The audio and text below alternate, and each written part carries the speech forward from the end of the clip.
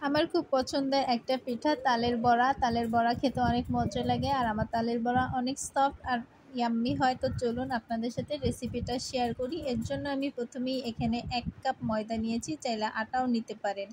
1 cup চালের গুঁড়া দিয়ে দেব, হাফ কাপ সুজি আর 1 কাপ চিনি। চিনিটা অবশ্যই আপনাদের স্বাদ অনুযায়ী দেবেন।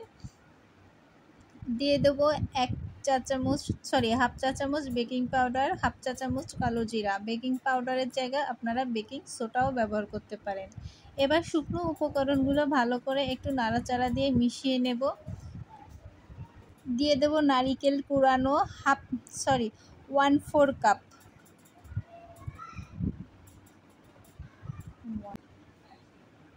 এবার আবারও শুকনো উপকরণগুলো আবার একটু মিশিয়ে নেব। তারপর এখানে আগে থেকে গুলিয়ে রাখা তালের রস, সেটা এখানে দিয়ে দেব। এখানে আমি 1 কাপ তালের রস দিয়েছি।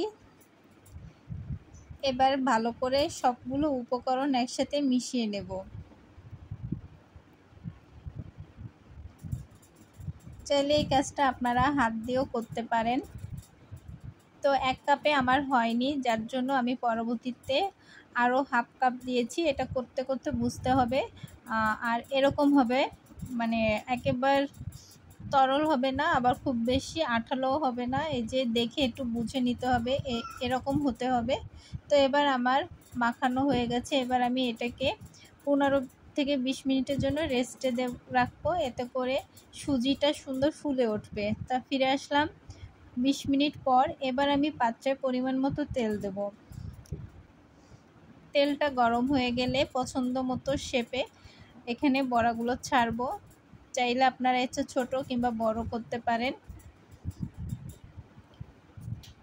তো আস্তে আস্তে আমি সবগুলো দিয়ে দেব। তো এক পিঠ যখন হয়ে যাবে এক পাশ, তখন আমি এগুলা একটা কাঁটা চামচের সাহায্যে উল্টিয়ে দেব। চুলার তাপ কিন্তু মাঝারি হিটে রাখতে হবে, তা না হলে কিন্তু পুড়ে যাবে আর ভিতরটা কাঁচা থাকবে। খুব বেশি হাই হিটে দেওয়া যাবে না।